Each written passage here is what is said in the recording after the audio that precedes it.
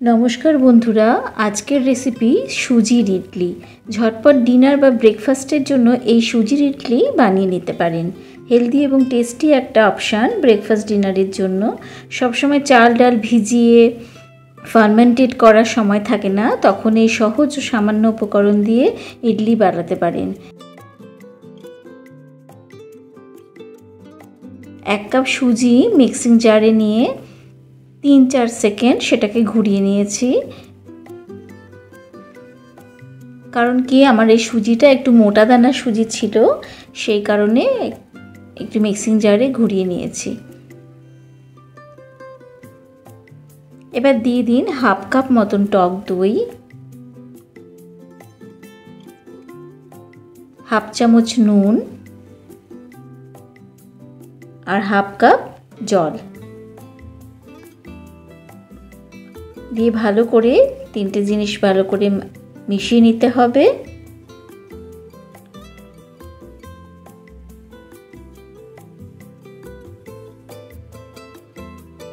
এরপর ঢাকা দিয়ে আমি প্রায় হাফ অ্যান আওয়ার এটাকে একটু ফুলতে দেব সুজিটাকে। এবার হাফ অ্যান আওয়ার পরে চলে এসেছি, সুজিটা দেখুন অনেকটাই ফুলে উঠেছে, কিন্তু বেশ ঘন ঘন হয়ে আছে। এই রকম কিন্তু রান্না করা যাবে না। এবার এটার মধ্যে আরো কিছুটা জল মিশিয়ে নিতে হবে। আরো হাফ কাপ মতন জল আমি এতে ব্যবহার করব। টোটাল 1 কাপ ভর্তি ভর্তি জল এটাতে লেগেছে। দেখুন জল দিয়ে দিয়ে আমি কিছুটা পাতলা করে নিচ্ছি জিনিসটাকে। ধোসা যেমন অনেকটা পাতলা ব্যাটার তৈরি করতে হয়, এটা অতটা পাতলা নয়, একটু কেকের যেরকম কনসিস্টেন্সি হয় সেই রকম ইয়েতে আমি ব্যাটারটাকে তৈরি করে নিচ্ছি।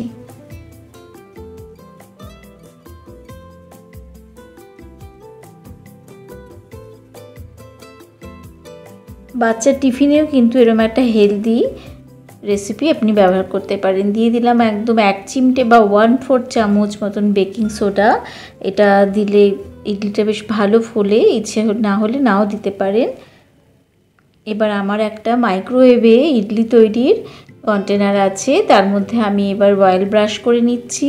এটা আপনি আপনার কড়াতে জল নিয়ে তার মধ্যেও বসিয়ে ইডলি স্ট্যান্ড দিয়ে করতে পারেন, অথবা মাইক্রোওয়েভে কাচের পটেও আপনি এটা বানিয়ে নিতে পারেন। সেক্ষেত্রে ওখানে একটুখানি জল একটু আলাদা করে মাইক্রোওয়েভে রেখে দেবেন, নাহলে বেশি শক্ত হয়ে যাবে ইডলিগুলো। এবার আমি ইডলি স্ট্যান্ডে দেখুন কিভাবে দিয়ে দিচ্ছি ব্যাটারটাকে। যতখানি পরিমাণে সুজি নিয়েছি 1 কাপ সুজি, এতে কিন্তু আমার 8টা মতন ইডলি হয়েছে মাঝারি সাইজের। এটাতে দুটো আছে স্ট্যান্ড, তাতে দুটো স্ট্যান্ডে কিন্তু একদম পরিমাণ মতন সুজিটা লেগে গেছে, তাতে আমার 8টা ইডলি তৈরি হবে এতে। কিন্তু অয়েলটা খুব ভালো করে ব্রাশ করে নিতে হবে, যাতে এদিক ওদিক লেগে না যায়, লেগে গেলে ইডলির শেপটা নষ্ট হয়ে যায়। মানে এত তাড়াতাড়ি মাইক্রোওয়েভে ইডলি তৈরি হয়, এটা কিন্তু আমি খুব বেশি সময় দেব না।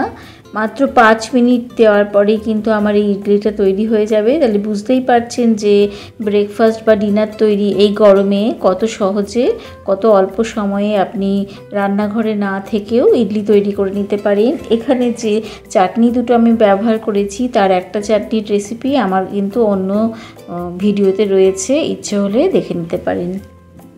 5 মিনিট পরে ফিরে আসছি। মাইক্রোওয়েভ থেকে নামিয়ে একটু ঠান্ডা করে নিয়েছি, যদিও খুব ঠান্ডা এখনও হয়নি। আপনাদের একটা একটা করে ইডলি তুলে দেখাচ্ছি যে কত সুন্দর ইডলির শেপ হয়েছে।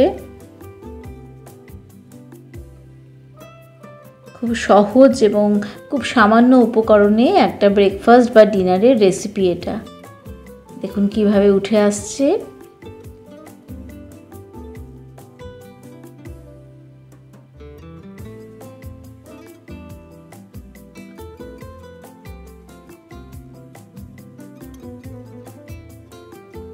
যে চাটনিটা আমি এখানে ব্যবহার করেছি, একটা নারকেল এবং বাদাম দিয়ে তৈরি, যেটা ইডলির সঙ্গে ব্যবহার হয়, সেই চাটনি তৈরি করেছি।